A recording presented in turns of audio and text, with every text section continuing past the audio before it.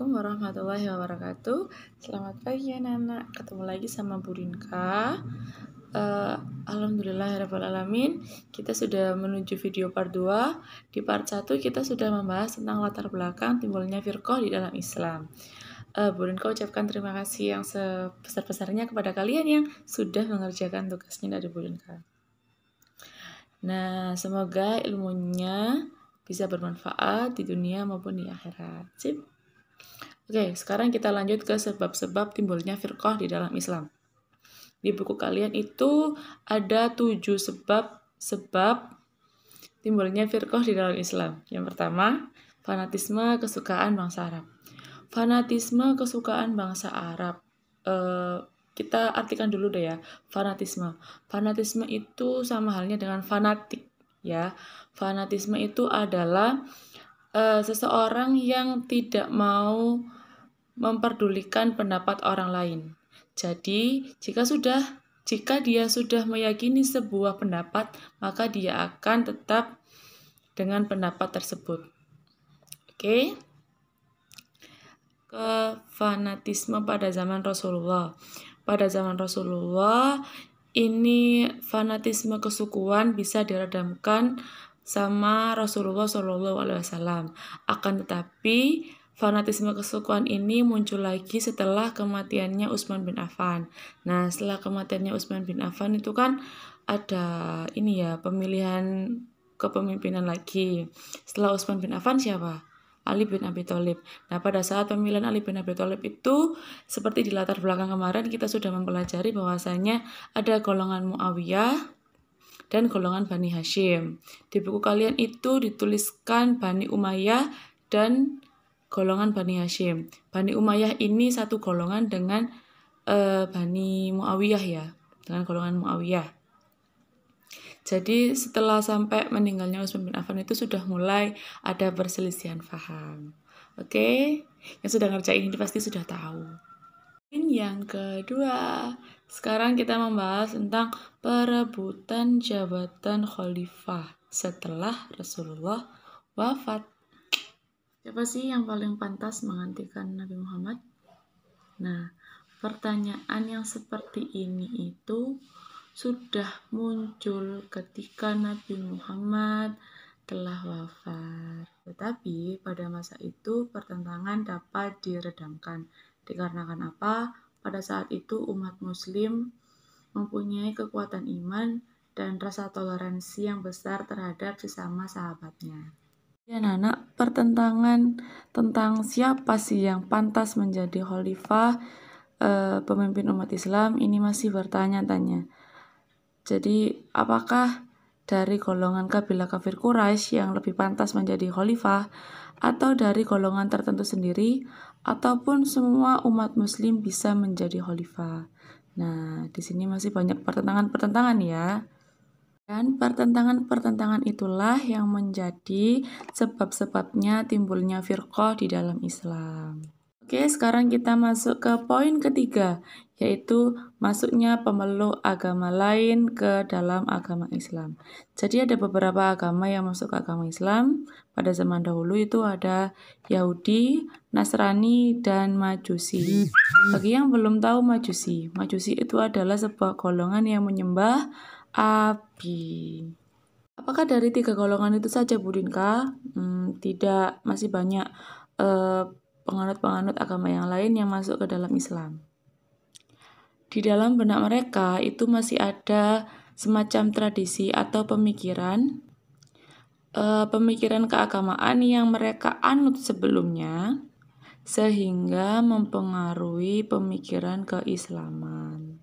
Apakah dari 3 golongan itu saja, Bu Rinka? Tidak, masih banyak penganut-penganut agama yang lain yang masuk ke dalam Islam. Di dalam benak mereka itu masih ada semacam tradisi atau pemikiran keagamaan yang mereka anut sebelumnya, sehingga mempengaruhi pemikiran keislaman. Oke, sekarang poin keempat yaitu penerjemah buku filsafat. Nah, pada zaman ini banyak sekali yang menerjemahkan buku-buku filsafat sehingga banyak yang beda pendapat. ya. Nah, pemikiran Islam itu sangat dipengaruhi oleh pertentangan mazhab filsafat. Filsafat seperti menjelaskan tentang alam, materi, ataupun metafisika. Nah, pada saat itu muncullah yang namanya filosofus dan ulama kalam yang membahas tentang pemikiran filsafat di bidang akidah Islam. Yang kelima, adanya ayat mutasyabihat. Jadi anak-anak di dalam Al-Quran itu ada dua ya. Yang pertama ada ayat muhkamat dan yang kedua ada ayat mutasyabihat.